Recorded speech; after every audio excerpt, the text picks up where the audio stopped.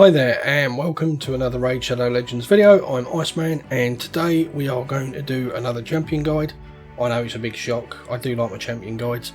To be fair, it's one of my favourite parts of the game is breaking down champions, showing you where they can be used and giving you some clues on whether or not you should be building these champions out depending on your roster. So today we've got Fayne. She's a champion in the Skinwalkers faction. She's a Spirit Affinity champion, attack based, and as you can see, she's a mouse.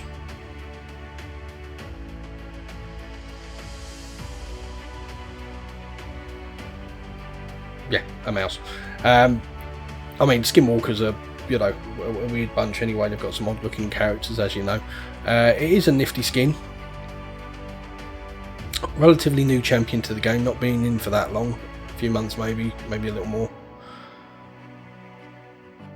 but very cool looking champion, I have to say, and actually one of my personal favourites for certain areas of the game.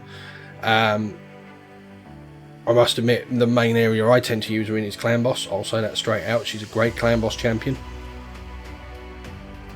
But she can be used in a couple of dungeons, especially if you don't have somebody else. Yeah, so anyway, let's get into her skills. Let's take a look at her, break her down, and see what we can do, shall we? So, yeah, we've got A1, Exotic Blades, attacks one enemy 2 times. Each hit has a 35% chance of stealing 5% of the target's current turn meter. All her abilities are based on attack. This book's out for 5 books, and 2 of the books can give you 15% extra chance on that, taking it up to 50. So that's not too bad. You've got 2 hits, 50% chance on each hit of stealing 5% turn meter. I must admit, to make her more viable in the areas that I think she's worth using, clan boss doesn't really matter, turn meter doesn't affect there, so it's a non-issue on that one. But the other place she's really good for, quite frankly, is the Fire Knight, and 5% is so small. I do wish that they'd up that, and then she'd be so much more usable in the Fire Knight than she currently is. Having said that, it's a 2-hitter, so it helps get through that shield, which is good. And yeah, no, it's well worth booking her out if you've got the books, because obviously quite a bit of a difference there, 35 to 50% chance. A2, Flowers Tears, attacks one enemy, has a 75% chance of placing 2 5% poison debuffs and a 50% decrease attack debuff for 2 turns. Damage is based on attack again. Again, this takes 5 books, 2 of which give you another 15% extra buff chance. Sorry, 25% buff chance, taking this up to 100% chance of landing, which is good, and it's placing, so you can't get a weak hit on that. And then one of the books gives you a cooldown, taking it from 4 down to a 3 turn cooldown, so that's 2 poisons every 3 cooldowns. That's great. Really good for the clan boss, really good for dragons. It'll even help you on Fire Knights, to be fair. I mean, if you're lacking, you could use her in Arena, but I personally don't think she's an out-and-out great Arena champion. The turn meter control's a little too lacking. Poison I don't think's as useful in the Arena, and you'll see with her A3 why I say that again in a minute. Or 1 second actually, to be fair. Let's wind the clock back, shall we?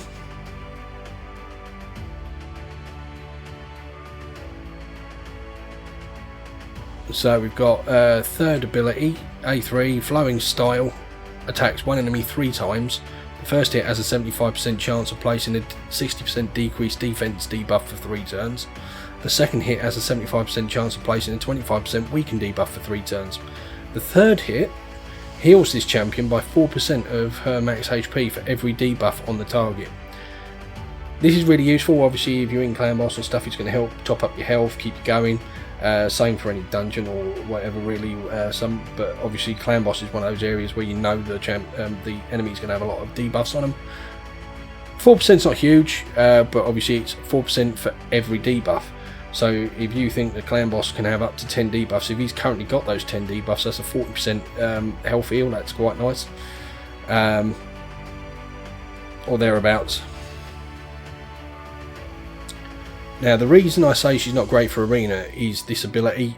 It's a nice ability, but because it's attack one enemy 3 times as opposed to an AoE, you're only putting these debuffs on one enemy, so that's why I think she's best suited for clan boss as a primary and dungeons as a secondary, because the fact that you are only against one enemy, it doesn't matter that it's only one target.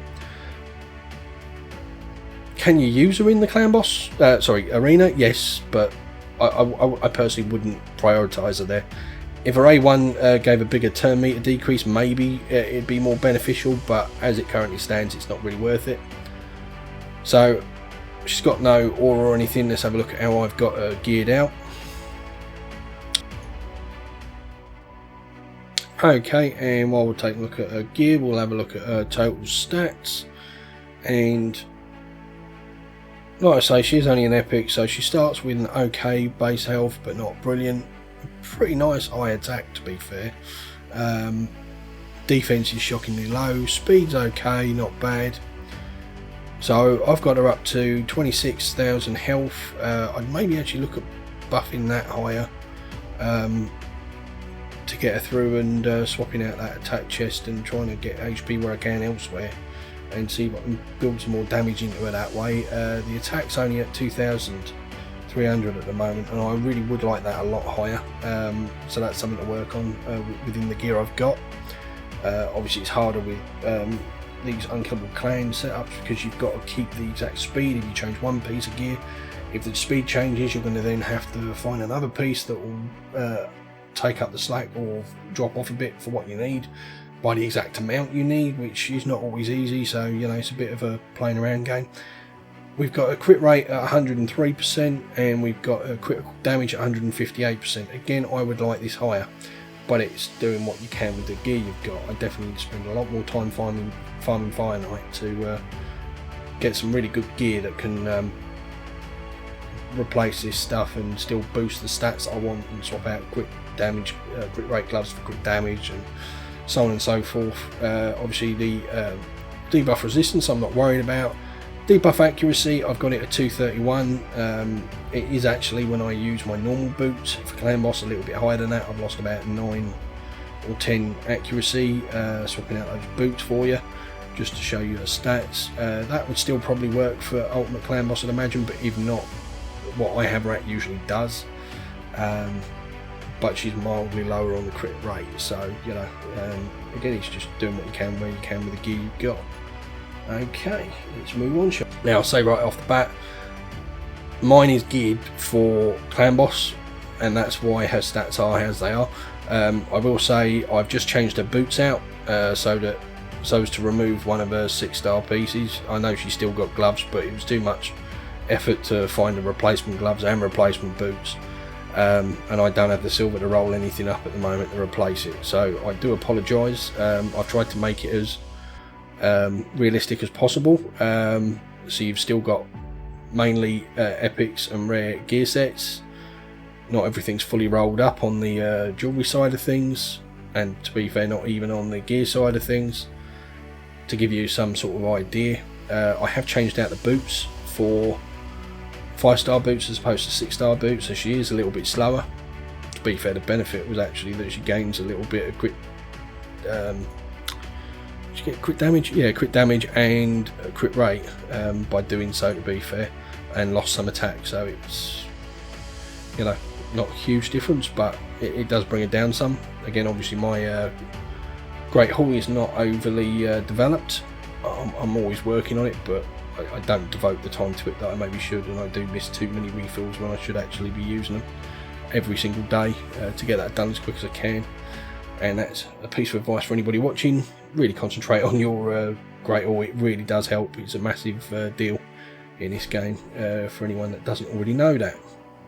So what have we got? Well, obviously we've gone for accuracy Banner with speed. Because I'm using her in the clan boss, I want to get her up to a specific speed, and I always like to use banners with speed. It just means you've got less speed to build into your build elsewhere, and you can concentrate on more attack stats. Because I'm trying to place debuffs with her, she's got an accuracy banner. Obviously, I'm trying to deal damage with her, especially in the clan boss. So we've gone for crit damage neck. I actually do need to get around to rolling this to max. Again, it's got accuracy as a substat. Now, because she's an attack-based champion, I would prefer to go attack gloves. Attack gloves. By that I mean attack gloves with an attack sub roll, obviously, a percentage. It's mine. My pressure. But the unkillable comp I use her in, the slow double man-eater, you actually have to keep her alive to turn 7 on Ultimate Nightmare. So, and that's not always that easy. So I've sacrificed some damage for defensive stats, health and defense, to keep her alive to that state so that I can use her in clan boss. If I was using her in a different unkillable team where you've only got to survive 1 turn or something before you go fully auto and you're unkillable right from the start, basically, I would actually swap that out and go full attack. No ifs or buts about it, plain and simple. But because she has got to survive for those rounds, that's why she's built this way on my account. Speed boots, crit rate, crit damage, attack, accuracy, those are the main stats we've focused on. I've gone for a savage set to try and boost her damage again. And now she's got a defensive chest. Again, this is purely to keep her alive. I was finding that she was dying, because she is a bit of a weak source champ. You look at her base defense, it is shockingly low. Even for an epic, I think, at 700. That is really hard to keep her alive. I mean, I've only got 25k health, maybe if I bumped up her health more in other substats and stuff. But again, it's all min-maxing, it's all trying to build your champs as you need them for what you need them. And I'm currently trying to work on a different unkillable comp anyway. Trying to work on getting the gear that I need for it and getting the speeds up. So I'm not too focused on changing her around too much at the moment. 3-key Ultra Nightmare, Ultimate Nightmare. I was 2-keying it until they fixed / nerfed Fayne. If you don't know, she actually used to proc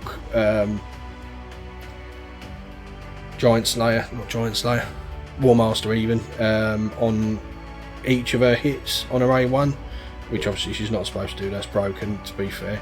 But it was brilliant, and it meant that I was actually getting a 2-key every day, unless RNG really went against me, or we were on the one affinity that I struggle with, which is blue. But there it is. Anyway, I digress. So again, speed, accuracy, defensive substats aren't great. In fact, it's not a great piece. And I'd definitely put her in attack chest if I could. But again, it's using what we've got. Crit rate gloves with crit damage and attack and speed, and that's sort of the motif all the way through, basically. Yes, I've got one 6-star piece on it. I know, as I say, I've already apologised for that. I would have swapped it out, but you know, I did already swap one other bit out to try and get her down a bit. In fact, I'll have to swap that back because her speed's now off for the clan boss runs. But I won't be using her later today for clan boss because we're on the blue affinity, and I can never use her on blue affinity or any of my spirit champions, because by turn 7 they always end up dead, which is the one annoying thing with the slow ultimate man-eater that I use. So here are Masteries. We've gone down the offense tree and the defense tree. Now we've gone in crit rate, crit damage, and then you'll notice over here we've gone for Grim Resolve. Increases damage inflicted by 5% when attacking with 50% HP or less. Now this is based on the fact that in the unkillable comp I'm using, she spends most of the fight, certainly over half of the fight, at below 50% HP, so you take this to boost the damage. Not all unkillable comps are like this. Obviously I found out recently by doing a different unkillable comp on my ult, which I will showcase when I get it up to a point where I'm really happy with the sort of damage output and everything, but I don't have the champions or the gear on it at the moment. But if you're using somebody like the tower who puts block damage instead of unkillable, you're not even taking damage, so your champions are actually more often than not going to be above 50%, so then you want to go for Heart of Glory as an opposite. But for any that use like Man-Eater and you're going to be at low health, you want to be going for this one. Soul Drink, Life Drinker heals by 5% of the damage inflicted when attacking with 50% HP or less. So obviously again, this helps you when you're getting low to just survive to turn 7 until you go unkillable. Then we've got Singled Out, increases damage inflicted targets with less than 40% HP by 8%. Obviously when the clan boss is lower, that helps. When he's not, it doesn't affect. Increased damage inflicted by 6% when attacking targets with a higher max HP. Well, this is always going to be in effect when you're attacking the clan boss, because his max HP is higher than yours. There's no ifs or buts about that. Wrath of the Slain increases damage inflicted by 5% for each dead ally. This one is more for dungeons, I feel, because in clan boss, by the time you're if your poisoner's dead, you're going to drop off on damage a lot anyway, so it doesn't really matter at that point. If other champions are dying, and again on unkillable, this doesn't affect because you're not dying, so this has absolutely no effect there. It's just on the dungeons. Then we've got Methodical, increases the damage inflicted to this champion's default skill by 2% for each time it's used during battle. Stacks across each round for up to 10%. Then we've got deals more damage in arena and also in dungeons, but by less. 3% in all other locations. And then for her, because she's a 2-hitter rather than a 3-hitter, we've gone for War Master, as I already stated. Then down here we've gone defense, takes less AoE damage, takes less damage from a specific target. Oh, that's that one, I believe, actually. Removes a random debuff from this champion when they lose 25% of their max HP or more from a single enemy skill. And in Retribution, obviously, gives you a chance, 50% chance to counterattack when this champion loses 25% of their max HP or more from a single enemy skill, which just helps you put out more damage on the clan boss. Or in dungeons. To be fair, against dungeon bosses, it applies equally. So that's the skills in a handbasket. Don't ask me why I said handbasket, I'm going totally bonkers, but you know, that's the skills, that's our artifacts, that's the masteries laid out. So we're going to take her into some content. I won't show the clan boss today, because as I say, my clan have already gotten below 50%, I don't have any keys currently available anyway, and we're on the blue affinity, which I don't use her for, so it wouldn't be much of a showcase with her dying before we even get to the point where they're unkillable. Plus, if you want to see that, I'm not sure if I show it with this particular team, but I do it in my slow double Man-Eater video, which I will post up there and put a link to. If you want to take a look at it, that sort of shows the comp. It may not show this comp, it may show my old comp, which had Razin in and Frozen Banshee, which is actually mainly what I use on the blue affinity for obvious reasons. Unfortunately, I don't have any other good poisoners that can work that aren't spirit until the new update comes out, at which point I'll be looking at putting Xavier in for it, because I think she'll do quite well for me there, but we'll see how that goes with her not blowing up the poisons. That'll be cool, really cool. I think I'm spacing out here. So Ice Golem's Peak, she's actually neutral affinity, so you can use her here. I don't know how much benefit she'll be, but I'm not very fast on this one, so I'm loath to do this one and it drag out forever.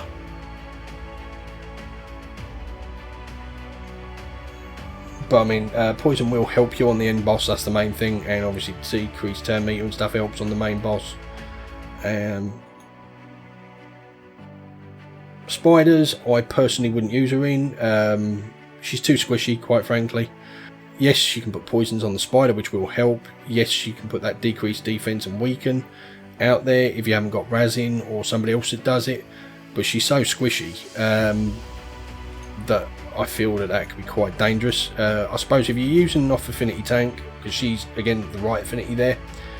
If you're using an off affinity tank and she's not getting hit, somebody like Kantra maybe, then yes, you could bring her in to do some poison and put that decreased defense and and the weaken on there. So it could be beneficial.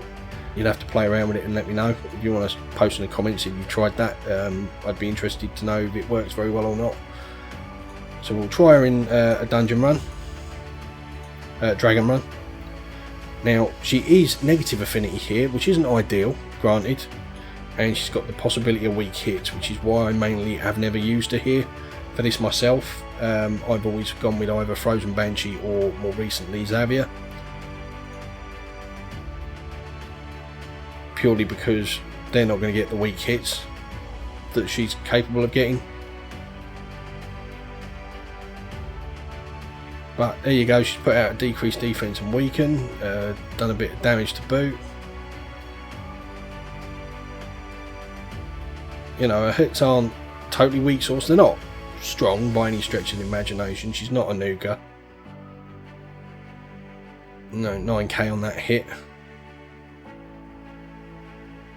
But that's not why she's here. She's here to bring the decreased defense and weaken. She's here for the poisons. She's here for the turn meter decrease, which can still help, especially on the boss. And that's whenever I bring a poisoner in for here. Xavier's maybe a slight exception to that, because Xavier will help you get through waves. But previously I was using Frozen Banshee and she wasn't here for the waves. She wasn't doing anything on the waves. Maybe occasionally speeding us along with that turn meter increase, but the only reason she was in here purely was for the dragon. And it's really the same with Fayne in this circumstance.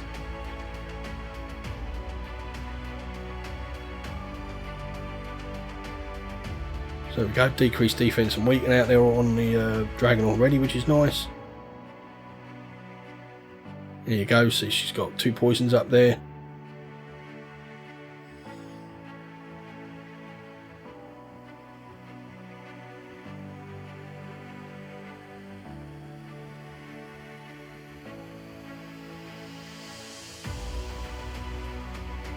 Because I've built her quite tanky to survive long enough in the clan boss, means she's not taking as much damage as she would be if she was built for all light out damage here, which can be a bonus, I suppose.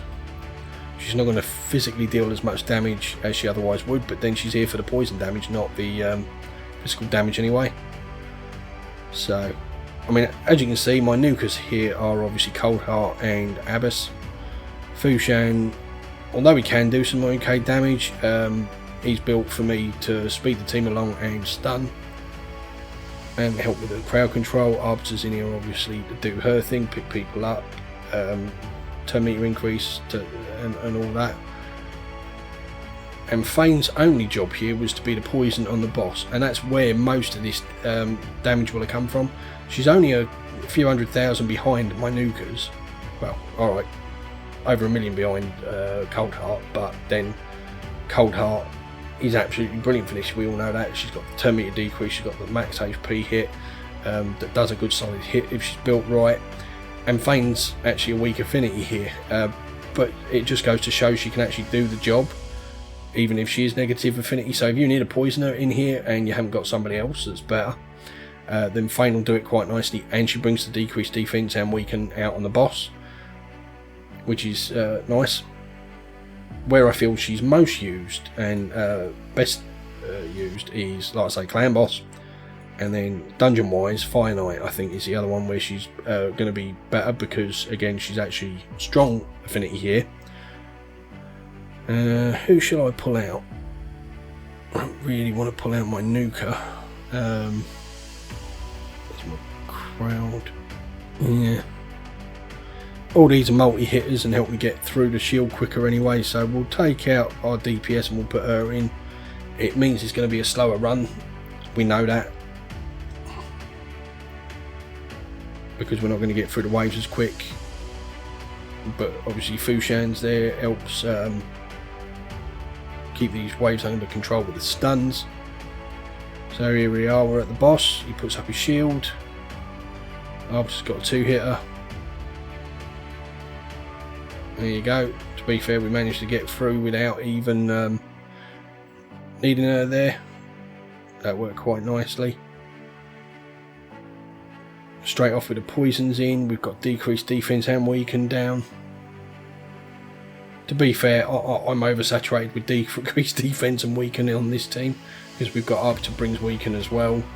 Fushan brings decreased defense, so you know, we already have that in this team if we need it. And in fact, when Avis was here, she also does decreased defense. But the poisons will still help get the boss down nice and quick. And to be fair with this team, once the shield's down, it rarely ever goes up again. You get a weak hit or something, it can happen, but it doesn't usually. But let's say you didn't have Fushan, who does a triple hit on his A1 or whatever. That's where Fayne would actually help you get through that shield with her multi-hits. So there you go. 3 minutes and 42, a bit longer than what it usually takes me, but still nice and steady. You could argue champions like Fushan and Arbiter carry the run here. To be fair, I would actually say it's the two lower champions that do. Allure and Coldheart really carry this run. Other champions just help make it faster and whatnot, and help you get through the shield more reliably. Arbiter obviously helps speed you along. She can pick you up. You can use any reviver for that. Scylla the Drakes is great here too. She'll pick people up. She'll throw out stuns on the waves, so she can do Fushan's job, other than the speed boost, quite happily. And then you've still got similar people. You could take out Arbiter at that point. You can replace Fushan with any other multi-hitter that does some damage for you, or somebody that will help you clear the waves, a solid DPS. Royal Guard, somebody like that maybe, that's going to help do some damage. Obviously he's negative affinity here, so he's not necessarily the best one. But there are lots of different options.